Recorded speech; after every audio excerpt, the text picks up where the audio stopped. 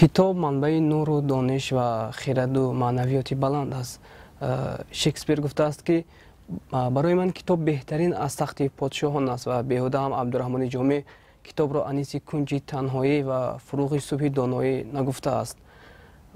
من فکر میکنم که کتاب برای بلند برداشتن معنویات هر یک نفر، هر یک فرد کمک میکند، زیرا که در کتاب دانش‌های بزرگ، پند و اخلاق و اندرز و میراث گذشتگان ما، تاریخ نیاگان ما، فرهنگ و عنعنه‌های اجدادان ما محض در کتاب است و